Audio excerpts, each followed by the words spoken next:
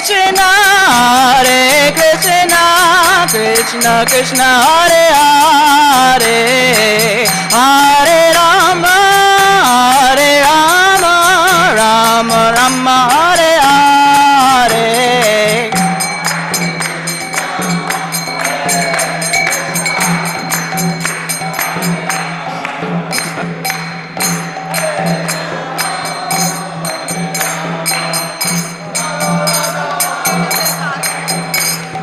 Hare Krishna, Hare Krishna, Krishna Krishna, Hare Hare, Hare Rama, Hare Rama, Rama Rama, Hare Hare.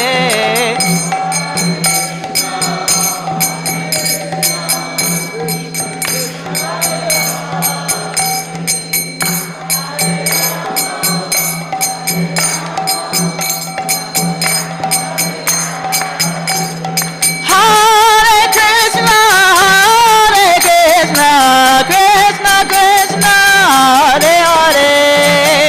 Hare Rama, Hare Rama, Rama Rama, Hare Hare.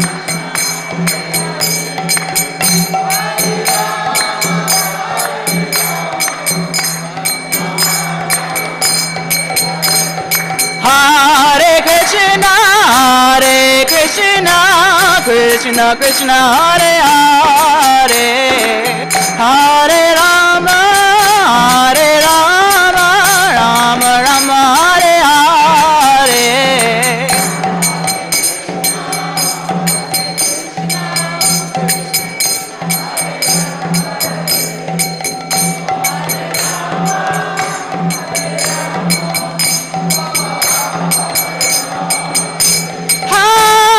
Krishna, Hare Krishna, Krishna Krishna, Hare Hare, Hare Rama, Hare Rama, Rama Rama, Hare Hare.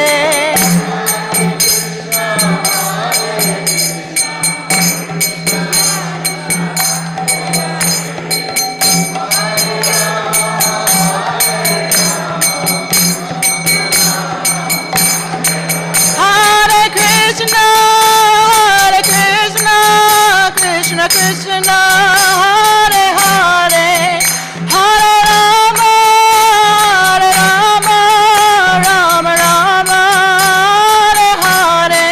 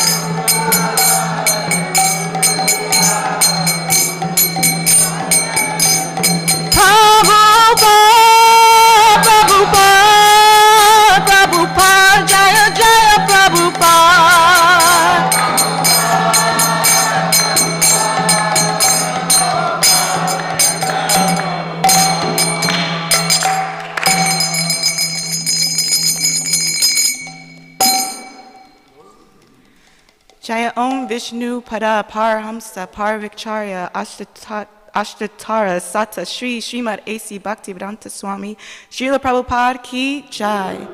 Jaya Om Vishnu Padaya Parhamsa Parvikcharya Ashtatara Sata Shri Srimad Bhaktivedanta Saraswati Goswami Maharaj Prabhupada Ki Jai. Iskcon founder Charya Srila Prabhupada Ki Jai. Ananta Koiti Vaishnava Vrinda Ki Jai. Namacharya Srila Haridas Thakur Ki Jai. Prem Seka host Sri Krishna Chaitanya Prabhu Nityananda Sri Advaita Gadadhara Sri Vasari Gaura Bhakta Vrinda Ki Jai.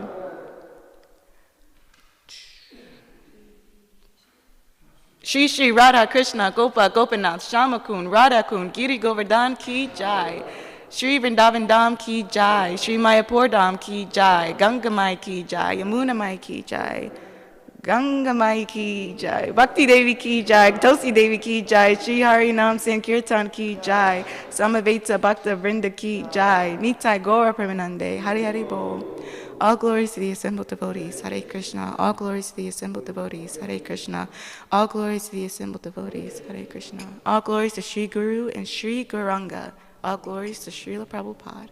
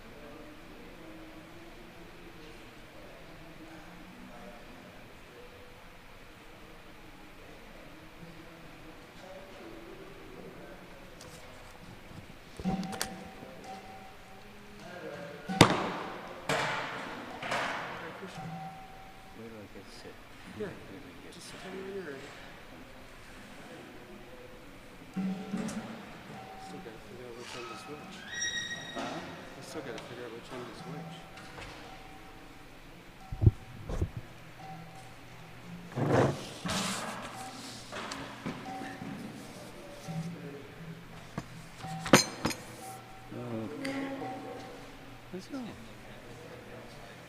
Go ahead.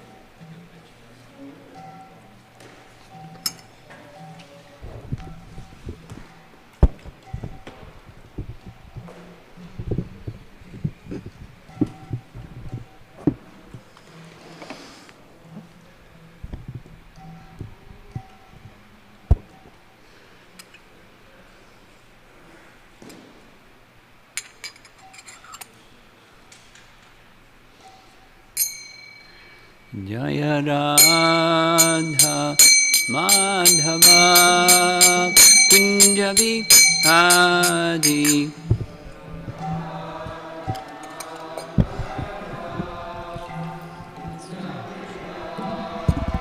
Jaya Radha Madhava Kunja Vihari Madhava Kunjabi Gopijana Bhalabha Girivardhadi Gopijana Bhalabha Girivardhadi Gopijana Bhalabha Girivardhadi Gopijana Ballabha Girivardhadi Jasodanandana Brajajanaranjana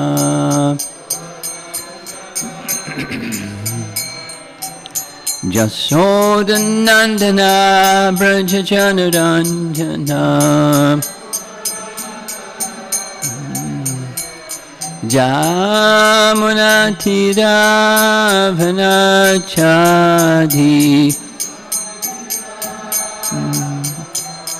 Jamunatiravanachadi Jaya Radha Madhava Kunjabihari Madhava Kunjabihari Jaya Radha Madhava Kunjabihari Kunjabihari Gopijana Bhalabha Girivardhadi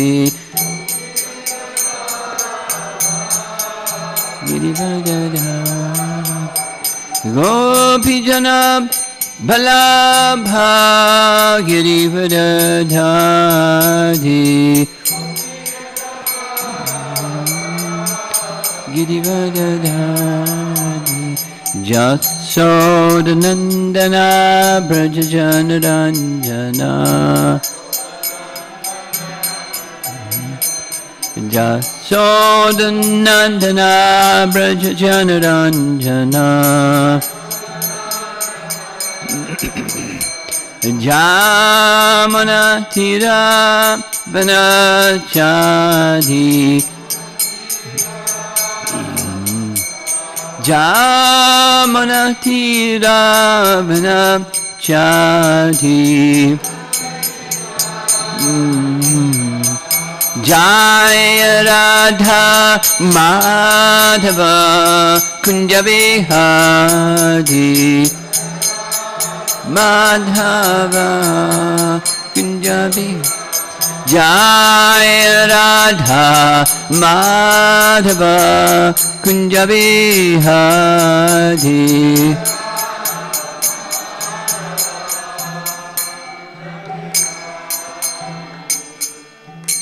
Jayom Vishnupad Paramahamsa Parivitacharya Astatara Srimad His Divine Grace Sri Bhaktivedanta Swami Srila Prabhupada Ki Gaur Pimanandi.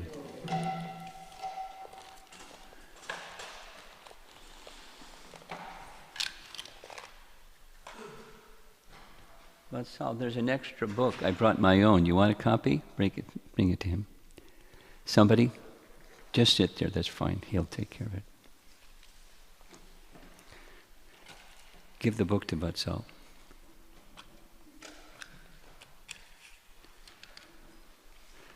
Om Namo Bhagavate Vasudevaya.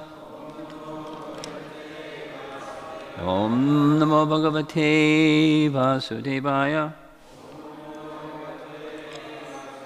Om Namo Bhagavate Vasudevaya. Text number? 4546.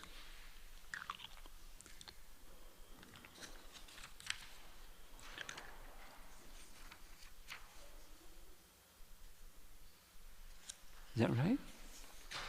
Okay, looks like it's right.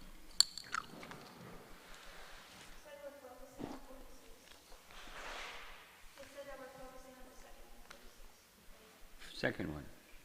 Okay.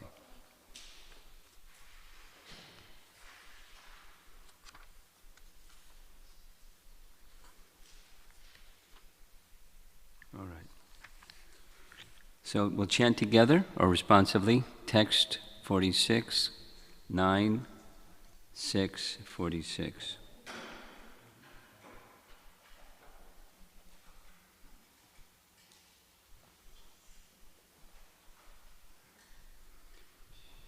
Maharha Shayasana Vatsabhoshana. I don't know the meter. Somebody know the meter?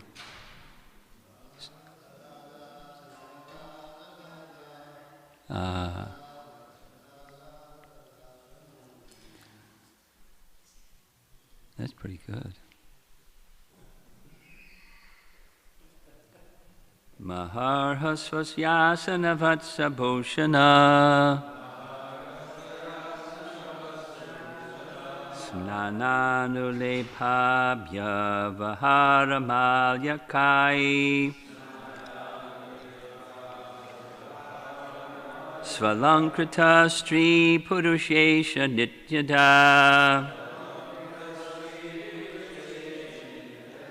Reme Nugayad Dvija Bringa Vandashu. Maharhashayasana Vatsabhoshana.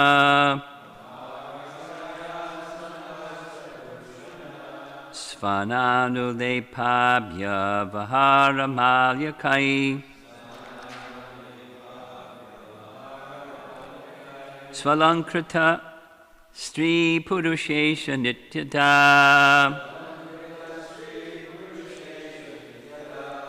Reme Nugaya Dvija Bringa Vandishu. Vatsal, you want to chant?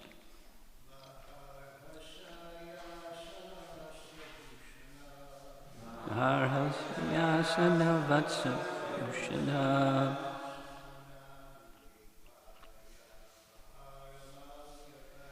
Svananulepabhya Vaharamalakai. Svalankrita Stri Purushesha Nityada.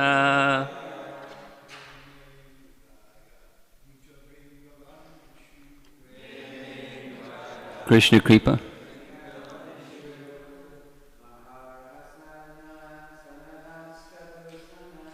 Maharhasana Vatsabhoshana.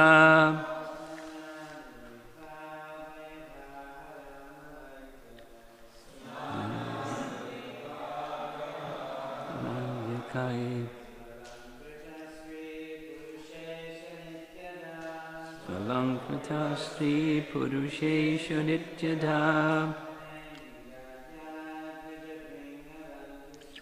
Vimendukaya Dvija Bandishu.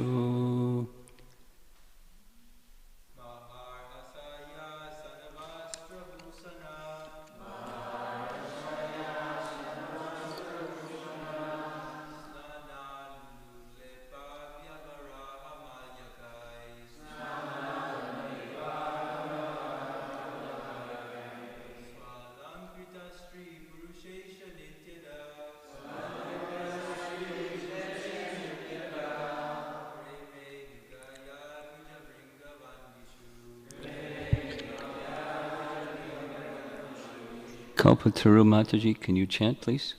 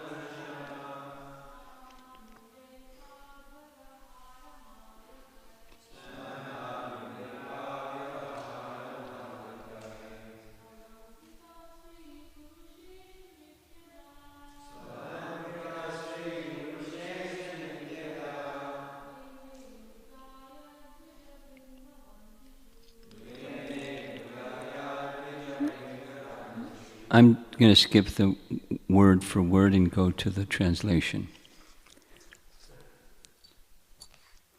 Because Sobhari Muni was expert in chanting mantras perfectly, his severe austerities resulted in an opulent home with garments, ornaments, properly dressed and decorated maidservants and manservants, and varieties of parks and clear water lakes and gardens.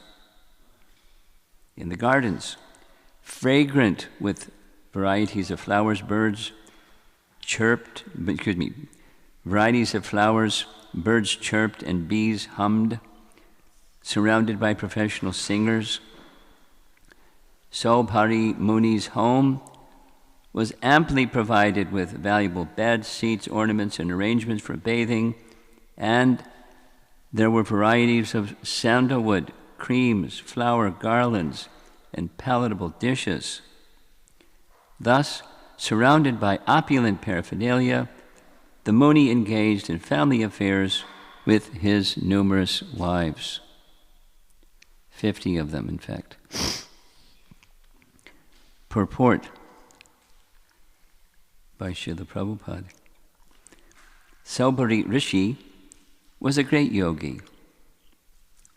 Yogic perfection makes available 8 material opulences: Anima, Lagima, Mahima, Prapti, Prakamya, Ishitva, Vashitva, and Kamavasyayata. Sobhari Muni exhibited super excellence in material enjoyment by dint of his mystic perfection. The word Bhavricha means expert in chanting mantras. Bhavricha. As material opulence can be achieved by ordinary material means, it can also be achieved by subtle means, through mantras. By chanting mantras, Sobhari Muni arranged for material opulence, but this was not perfection in life.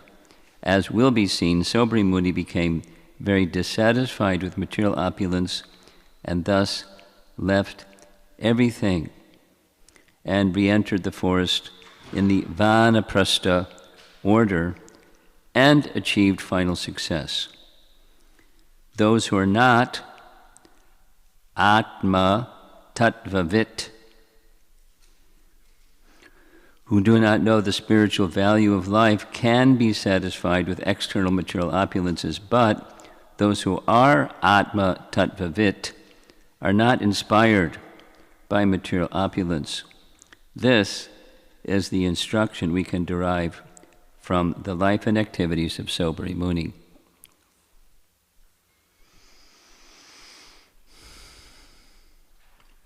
So I think what I'll do is describe a little bit about Sobhari Muni, because that's what the verse is, and then I'll go back to the beginning where we left off yesterday and cover the rest, because the Sobhari Muni narration ends the chapter, so it's a little backwards, but we'll start at the beginning, start at the end and work backwards.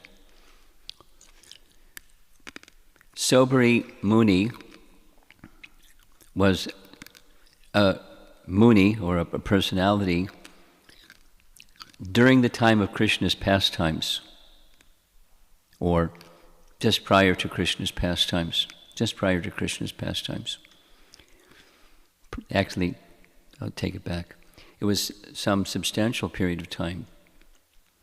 Yes, because this is the list of kings that are from the Sun dynasty, and from the Sun dynasty, Vaivasvata Manu, and one of the sons of Manu, etc., that's in this list of this chapter. So, during the time of Sobhari Muni, the king that was the ruler, this is the Krishna connection, he was ruled, his headquarters or his capital was Mathura.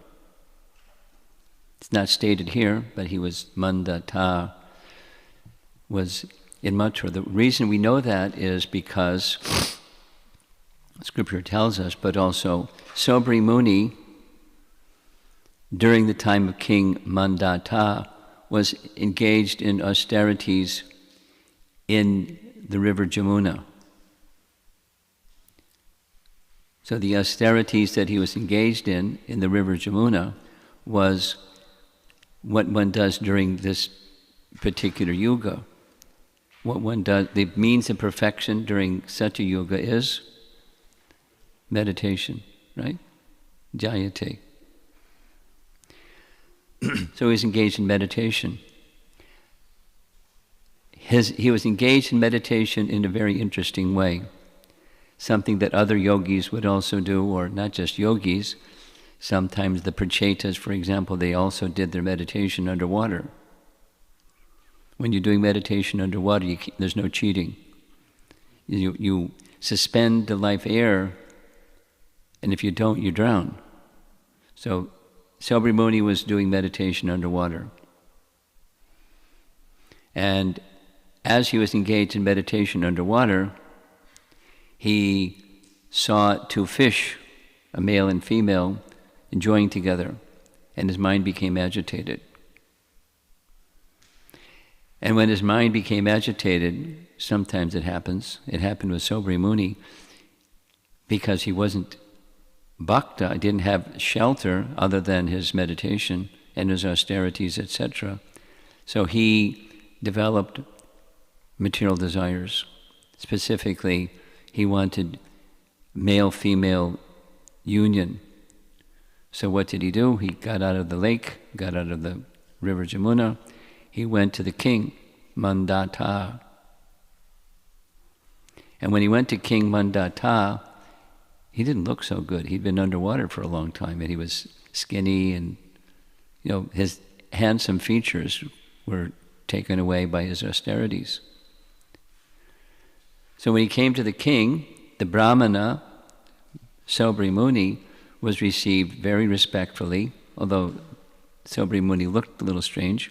He was a Brahmana, so he was received nicely by the king. And the king asked him, after receiving him, etc., etc., in what way can I be of service to you? And Sobri Muni said, I would like one of your daughters to become my wife. So Mandata was going, uh-oh, look at this fellow. But he didn't say it. He was clever. He said, whichever one of my daughters wants to marry you, she can marry you. Because they're not going to, looking at you, they're not going to want to marry you. And Sobri Muni understood.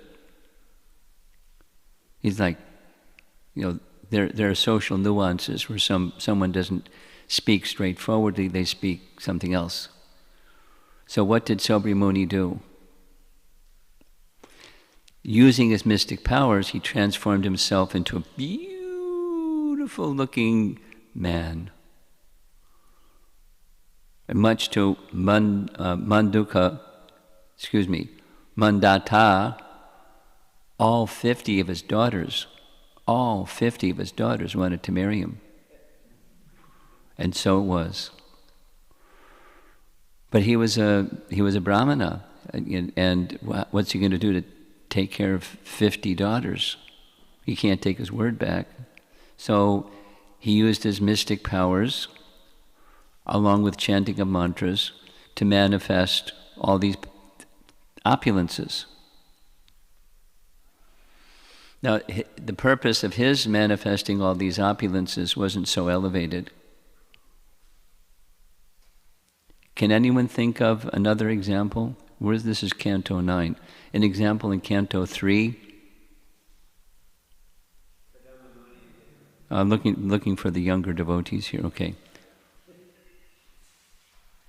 Hey, wake up. You're awake? Okay. Do you know the answer? What third canto example? Could you sit up properly? Thank you. Oh, come on. Are you tired? Do you need to rest? Okay, I won't pick on you anymore.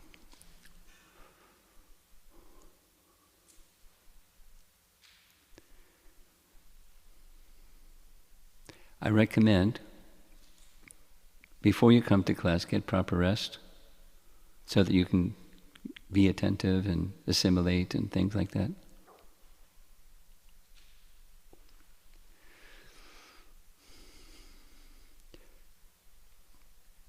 Kardama Muni, anybody know the Kardama Muni story? Anyone over here? Anyone over here? Third canto. Kardama Muni, earlier in Satya Yuga, you know? No, Kardama Muni, earlier in Satya Yuga, married Devahuti. Devahuti was the daughter of the first Manu, Swami Manu. This is like really, really, really early in the day of Brahma. Very early. They married, they lived together as people lived together for long periods of time during Satya Yuga, tens of thousands of years. They lived in the forest and did Brahminical activities together. He understood, Kardama Muni understood, that Devahuti wished to have children, but she was lean and thin and matted hair and emaciated, and so what did he do? He did something like what Sobri Muni did. He manifested, but it wasn't just like a palace, it was a flying city with this and that and the other thing and so many nice things. Parks and birds and avenues and palaces, and they got on board and they went, the city was able to fly and went here and there throughout the universe, and they had a nice vacation. And then they came back. So Kardama Muni, did something similar, but his purpose was a service to Lord Brahma of producing qualified children to help populate the universe that Brahma just created. And Kardama Muni, desired to have Supreme Lord Vishnu as his son.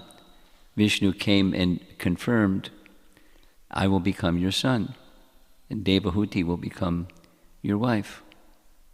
So, the point is, the purpose of Kardama Muni was different, and the purpose of Sobri Muni was different. The purpose of Sobri Muni was simply to gratify his material desires. And so it was. So the result was different. When a devotee may or may not have material opulence, when there's material opulence, the devotee, in principle, does not become indulgent in the opulence that comes as a result of whatever the cause is. The Lord's making that arrangement where there's opulence. Just like this temple. Many of you were not here years ago, but years ago, some early days, this was like a little wood frame building, a church that nobody went to, etc., without going into the whole history. And it changed. I mean, it took some years and some devotion, etc., but now it's palatial. And the other was humble. And this can also be humble, depending upon the consciousness of the persons who visit here and reside here and serve here. It's a facility that Krishna has given, and through proper devotional service, Krishna reciprocated with many devotees working together for years together. You were here during that time, weren't you, Krishna Kripa? Yes. He's one of the old-timers.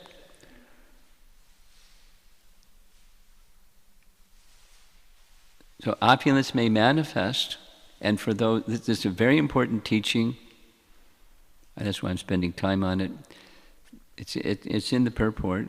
The materialists want this, and they become implicated.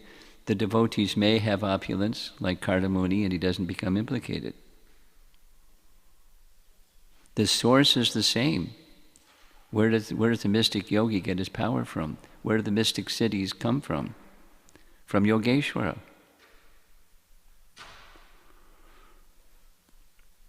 Okay, so there's many nice things to say. I'll keep going. So after some time, Sobri Muni, little light went on. This isn't happiness. I was distracted, so I wanted, but this isn't happiness. When the king, Mandata, who was such a powerful king, he saw the opulence of Sobri Muni, he thought, I'm wasting my time. Material opulence that I have is nothing compared to this. The real opulence is this opulence of the yogi. But then beyond the opulence of the yogi is the opulence of a devotee. And part of the opulence of a devotee is they're not disturbed when there's nothing. They're not disturbed when there's opulence. It goes back to this Maharaj Ambarish, when his life was threatened, he wasn't disturbed. How is that possible? So, just backtracking a bit, because there's a nice commentary given by Vishwanath Chakravarti Thakur. Vishwanath Chakravarti Thakur writes, why did this happen to Sobri Muni? Answer, it was due to an offense to Garuda. What was the offense to Garuda?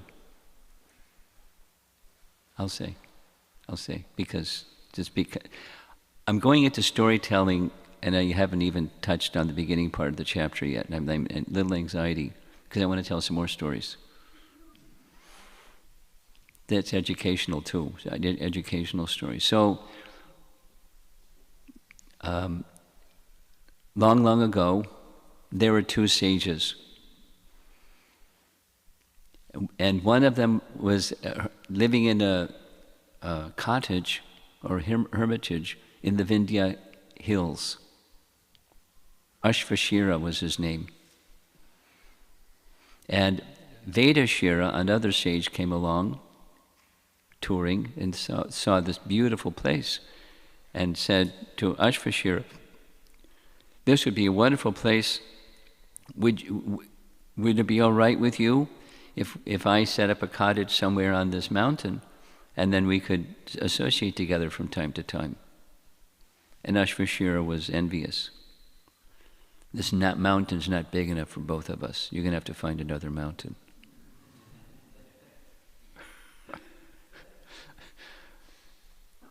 Ashvashira spoke like this. Vedashira said, what are you talking about?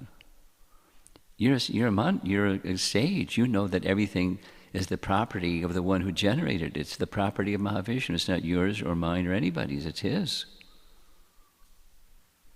And the discussion went back and forth, and speaking strong words to one another. So Vedashira cursed Ashvashira. You're so envious. You should become a snake. And Ashvashira said to Vedashira, you're speaking low-class words, you should become a crow. So it happened. The crow story I'll tell another time. That the Ashvashira became Kaliya. Who's Kaliya? Kaliya is a serpent. There he is, up on the wall. Kaliya is a serpent that lived with other serpents in Ramanaka Lake.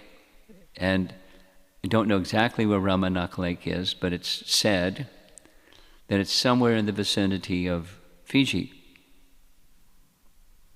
Don't ask me where. There's no GPS that'll take you there. but it's somewhere in that vicinity. And Garuda has different kinds of food that are fit for eagles. One of them is fish, another of them is snakes, and that's their food by nature's arrangement. So Garuda would visit from time to time to Ramanaka Lake and take some snakes. The snakes made a truce. Garuda, come once every some period of time, and we'll make an offering to you. And then you can take the offering, and then you can leave us alone. How's that? That's fine. So one time, Kaliya, being still envious, although he got the body of a snake, he didn't lose his envy because he got the body of a snake, he was still envious. He took the offering to Garuda. He snatched it. And Garuda became very angry. It's meant for me, and you snatched it. So he went to attack Kaliya. And Kaliya fled, and he went here and there and elsewhere and elsewhere and elsewhere. Finally, he went to one of the exalted snakes in the whole of creation, Anantashesh, who said, here's what you can do. You can go to a particular lake where Garuda won't go. Where's that lake where Garuda won't go? It's Kaliya Lake in the river Jamuna. Why? Because Shobhari Muni, here it is, Shobhari Muni, long ago, he lived a long time ago, before Krishna. Shobhari Muni was doing meditation in the water, and Garuda came there to get some fish for food. Shobhari Muni cursed. The offense was, Shobhari Muni cursed Garuda. You don't come back again, or you'll die at once. Now Garuda can't be cursed, but he accepted the curse. And the reaction went to Shobhari Muni. So the fall down of Shobhari Muni was due to the offense to Garuda. That's Vishwanath Chakravarti Thakur. So besides the story is very interesting, and it relates to Krishna's pastimes, so it's transcendentally interesting. There's a important spiritual instruction that is, don't offend Garuda, or don't offend Maharaj Ambarish, or don't offend a Vaishnava. And it's not like, well, he's an elevated Vaishnava, so he'll certainly forgive. So no problem. Whether it's an elevated Vaishnava, a medium Vaishnava, or a beginning Vaishnava, beware. Bhagavatam wants us to know.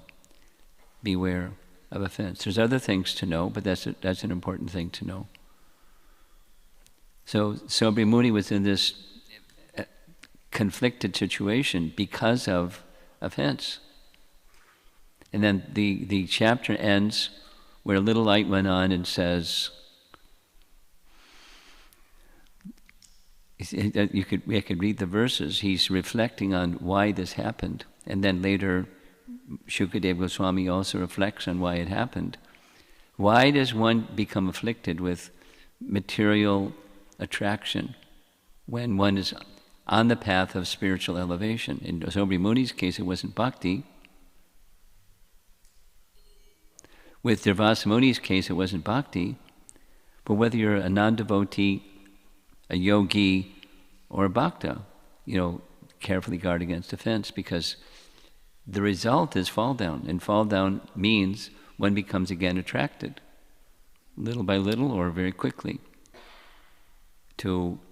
because the support, the protection against the onslaught of the material energy, bhakti gives us protection. Say it the other way. Taking shelter of the personality of Godhead gives spiritual strength. Without the spiritual strength, we're vulnerable. And the material energy is very strong. So beware. Take shelter of the personality of Godhead through serving Him. That's one of the important lessons, one of the principles of surrender to the personality of Godhead. Thus ends chapter 6. We haven't started yet, chapter 6. You okay? Okay.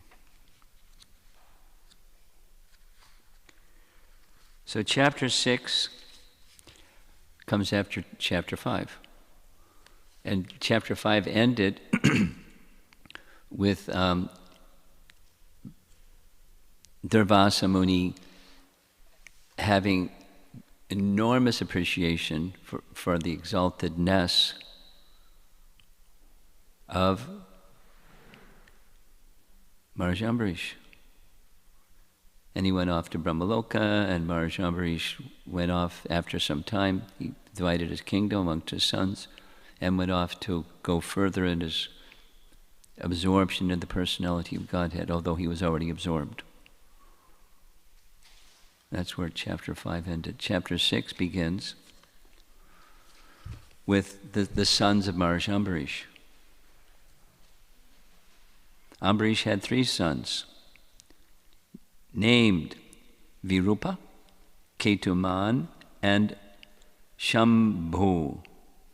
From Virupa, then it gives the list of whose sons and so forth and so on, of these 3 sons of Maharaj Ambarish. I want to read a few verses from the chapter as a summary. So in addition, one of the sons of Manu, in fact, he was the eldest son of Manu, was Iskcon. So we know who is Iskcon, right? From Bhagavad Gita chapter 4, Krishna taught the sun god, Vivaswan taught Manu, Manu taught Iskcon, chapter 4.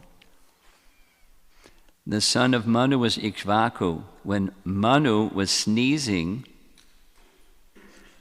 Iskcon was born from Manu's nostrils. King Iskcon had 100 sons, of whom Vikukshi, Nimi, and Dandaka were most prominent.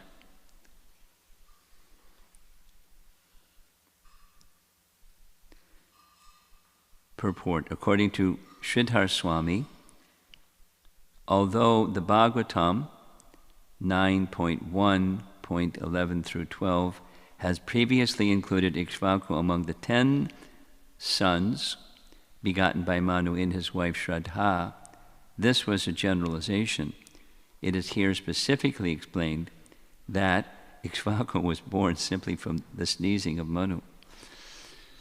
Now, the third of the sons' names here was Dandaka.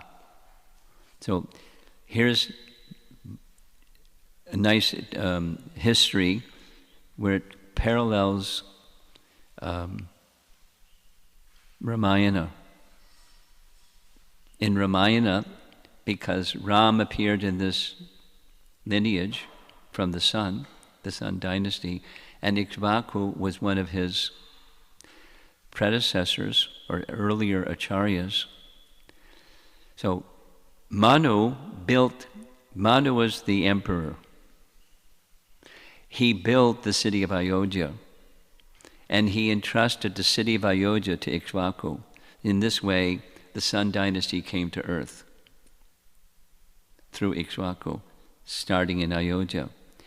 That's where he had, according to Ramayana, he had 100 sons, and the youngest of those 100 sons was mentioned as here, Dandaka, or there in Ramayana it just says Danda.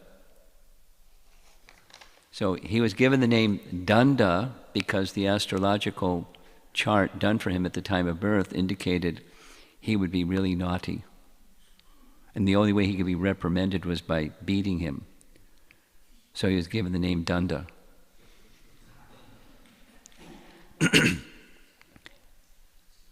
Mentioned coming up is Iskcon at the right time divided his kingdom amongst his sons.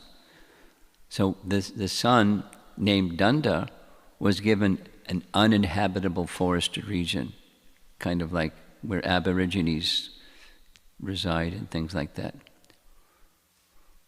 and it became the Dandaka forest. The Dandaka forest is where Ram, Lakshman, and Sita spent much time, in Dandaka forest. It was named after Danda. Here's how it was named after Danda. He built up a kingdom. He was a Kshatriya, he had skills, he built up a kingdom. And in the course of time, he was touring in his kingdom, which is the forested area, and he came across the hermitage or the residence of Shukracharya. Now we know Shukracharya's name from the earlier sections of the Bhagavatam. Who was Shukracharya? He was the priest of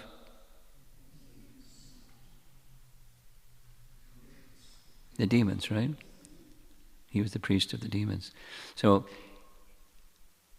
when Shukracharya was out of his ashram and Danda was touring and came across his ashram, he saw his daughter. Woo, woo, woo, he became attracted to his daughter. And not only he became attracted to his daughter, he molested his daughter. And he went away. Her name is given in the Ramayana. After some time, Shukracharya came back. Daughter was crying. What happened? She said what happened. Shukracharya was furious. According to the Ramayana, he made a pronouncement saying, in 7 days, this entire forest, that's the kingdom of Danda, will be inundated with dust. There will not be life left in the forest. So this ashram should clear out, and everybody that's under my jurisdiction find another residence, because this place is going to be wrecked by his anger, by his fury. And so it happened. They left, the place became decimated and uninhabitable by anyone, living beings, not just people. So it became a desolate place. And after some time it grew and became a forest, a barren, difficult to reside in forest. So that's a detail from Ramayana on verse number 4 from chapter 6. Going forward, mentioned here, and there's some more detail about one of his sons, Vikukshi. Ikshvaku, this is text 7. Ikshvaku's son Vikukshi went to the forest and killed many animals suitable for being offered as oblations. I'm going to read from a couple of heads jumped up. Animals for oblations? I don't know the detail, but there are some procedures where certain animals, etc., could be offered. I can't provide details, so you can ask, and the answer is I don't know the details. Something likely, it's something that, like a horse sacrifice and other sacrifices, the life of the animal would be rejuvenated. Perhaps. I don't know. I'll read the purport.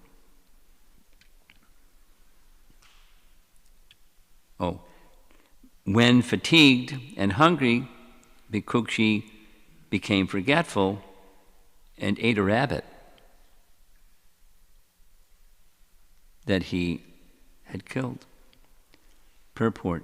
It is evident that Kshatriyas killed animals in the forest because the flesh of animals was suitable to be offered at a particular type of yajna.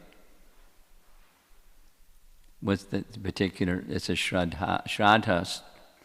Offering oblations to the forefathers in the ceremony known as shraddha is also a kind of yajna. In this yajna, flesh obtained from the forest by hunting could be offered. However, in the present age of Kali, this kind of offering is forbidden. Quoting from Brahma Vaivarta Purana, Sri Chaitanya Mahaprabhu said, in this age of Kali, 5 acts are forbidden. Here's the 5. Offering of a horse in sacrifice, offering of a cow in sacrifice, acceptance of the order of sannyas, the offering of oblations of flesh to the forefathers, and a man's begetting children in his brother's wife. That's what happened with Satyavati.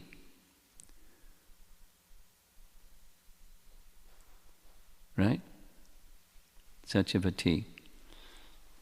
Should I tell the Mahabharata story? Maybe another time. It's a long story. But you want me to say it? Krishna Kripa is prodding me. It's 8:22.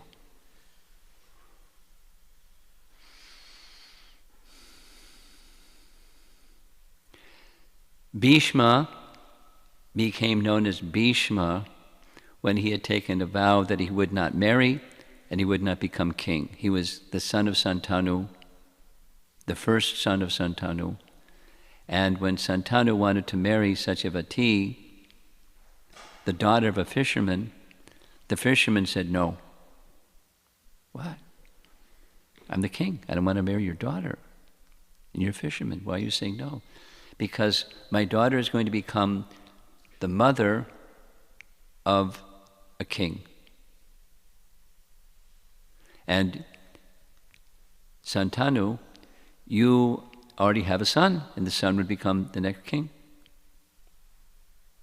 So Santanu had been hit by Cupid's arrow, and he went back and became morose and didn't do his duties because he was morose. Woo, woo, woo. Really sad. His son, then known as Deva Vrata, asked the Brahmanas, what's going on with Dad? He's smitten with love for Satyavati, and her father will not allow your father, her father, Satyavati's father, will not allow her to marry because he already has a son who will become the king. So Deva Vrata, the daughter of Santanu and Ganga, went to the fisherman and said, "I understand that you don't want your daughter to marry my father because I'll become the king. I'll take a vow. I won't marry the king. I won't become the king." He said, "No." "Why not? If you get married and you have a son that's born before my daughter's child is born, then your son will become the king, so no. So I take a second vow, I won't marry." He said, "Okay, my daughter can marry your father." So Bhishma had a vow that he would not marry.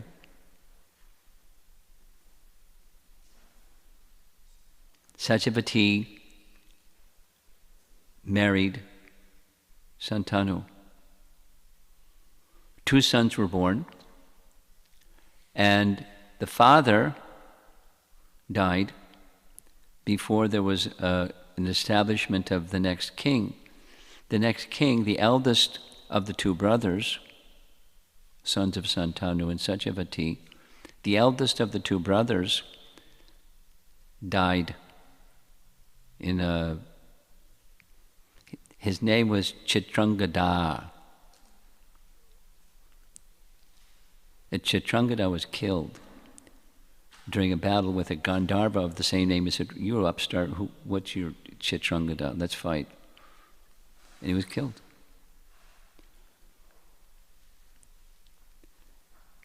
Vichitravirya became married. It's a long story. It's a Mahabharata long story, very complex.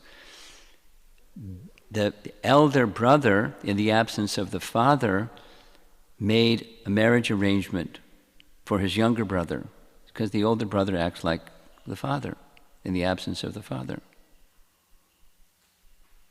So he, not grandfather yet, Bhishma went in his chariot to the kingdom of Kashi, where there were 3 daughters of the king of Kashi who were going to select their husband at a Swayamvar ceremony.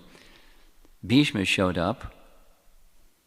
Hundreds of suitors for these beautiful girls came, and right in their midst, Bhishma put them on his chariot and took off.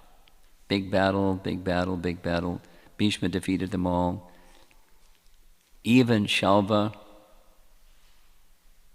we know about Shalva, right? Krishna killed Shalva later, towards the end of Krishna's killing of demons pastimes, Shalva. Shalva and the oldest of the three sisters, named Amba, had already decided they wanted to marry one another. So Amba was already prepared, and Shalva knew. Amba was going to select Shalva as her husband. So when grandfather Bhishma, not grandfather yet, when Bhishma set off with the three girls in his chariot, he defeated everybody. And Shalva came and he repelled Shalva also. So there's enmity. And the enmity comes out in big time later. So Bhishma got back to Hastinapur. For his younger brother, Vichitravira, here's your three wives.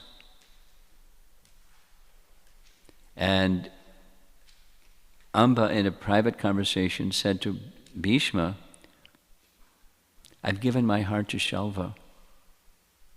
So Bhishma said, very well, we'll make an arrangement for you to go to Shalva's kingdom. He sent ministers, he sent maidservants, he sent, a whole shebang to go to Kashi and to Shalva's kingdom and inform Shalva, here's Amba. But he said to Amba, I'm not going to marry you because you've already been touched by another man, and you can go wherever you want. So that, Amba got into a get-back spirit towards Bhishma. That's another story. And so that left the two sisters, Ambika and Ambalika. Of the three, two were remaining. They became married. However, before there were children, Vichitravira died. Something. Can't remember what it was he died by. Do you remember what it was he died by? It doesn't say. He died. So that left Satyavati in a fix. Satyavati, the mother of these two boys, Bhishma has already committed, I'm not going to become the king. And her two sons are gone, so she's in anxiety. So she called Bhishma and said, can you produce children with these two wives of Vichitravira? Because at that time, in the previous age, it was permitted that with the inability of a husband to produce children, the brother of the husband could produce children with the wife of the husband. So he couldn't produce children because he was dead.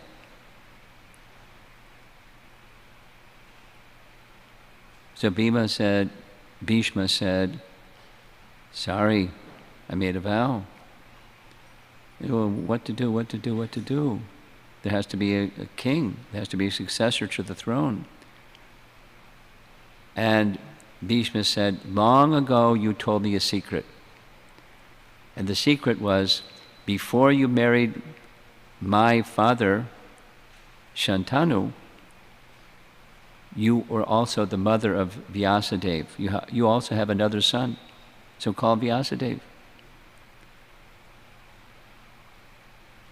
So all of that is an embellishment on things. There are 5 things in this age of Kali that are not permitted. That's one of them, because people would abuse it.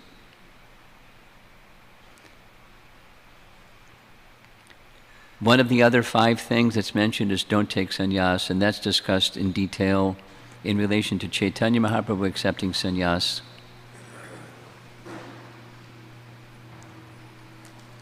Shri Shri Radha Nila Madhava Ki Jai. Or before him, others that also knew the codes of the Vedas, let's say Ramanujacharya accepted sannyas, Madhvacharya accepted sannyas, although they knew that it's prohibited in the age of Kali, according to the Vedas. So why are they making an exception with themselves, or others in this age of Kali in their predecessor acharyas? Because the exception is, if it's done, if this is taking sannyas is done for the service of the personality of Godhead, under the order of Guru, then it can be done. It is to be done. And then the others. So I'm mentioning this because it's in the canto, and it's good for you to know that in the previous age there were such things that in this age are not permitted. No, I'm unaware of why, like someone might say, wait a minute, offering animals to the forefathers, what's the deal? Why is this permitted, even in the previous age? I don't have an answer. So if you ask the question, the answer is going to be, I don't know. It was permitted. An offering to the forefathers in a certain procedure, under certain rules, under certain this and that's, and offerings of animals. So I'm spending time on this because it's an anomaly, and it's good to know what's going on. So, back to the storyline. One of Ikshvaku's sons, named Vikukshi, violated the principle of, he ate a rabbit. I mean, okay. Vikukshi offered the remnants of the flesh to King Ikshvaku, who gave it to Vishishta for purification. So Vishishta, guess what? He appears in Ramayana. He was the family priest in Ayodhya. He lived a long life, Vishishta. But Vishishta could immediately understand that part of the flesh, so it must have been a big rabbit, because part of the flesh had been taken by Vikukshi, and therefore he said that it was unfit to be used in the Shraddha ceremony, text 9. When King Ikshvaku, thus informed by Vishishta, understood what his son Vikukshi had done, he was extremely angry. Thus he ordered Vikukshi to leave the country. That's a little difficult because he ruled the world. Leave the country, because Vikukshi had violated the regulative principles. Having been instructed by the great and learned Brahmana Vishishta, who discoursed about the absolute truth, Maharaj Ikshvaku became renounced. Knowledge and detachment, Jnana Vairagya. Of course, he's not just a Jnani, he's the son of Manu. He's a great devotee. But enriched by the teachings of Vishishta, he renounced. By following the principles for a yogi, he certainly achieved the supreme perfection after giving up his material body. One more verse in this little section. We're going way over time. Pardon me.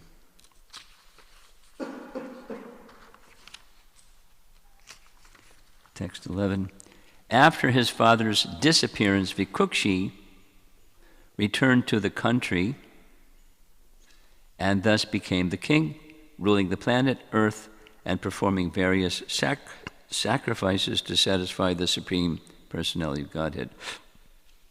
So that's text 11. So there's other sons and sons of those sons and so forth and so on.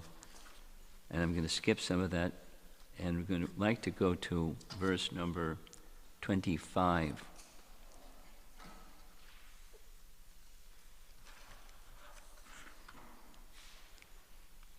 So this is in the line of Ikshvaku. The son of Nikumbha was Bahulashva. That's a different Bahulashva than the king during Krishna's pastimes, because there's a different yuga. The son of Bahulashva was Krishashva. The son of Krishashva was Senajit. The son of Senajit was Yuvanashva. Yuvanashva had no sons. And thus, he retired from family life and went to the forest. I'm going to read a few verses. 26. Although Yuvanashva went to the forest with his 100 wives, all of them were very morose. The sages in the forest, however, being very kind to the king, began very carefully and attentively performing an Indra Yagya so that the king might have a son. However, the plot thickens. 27.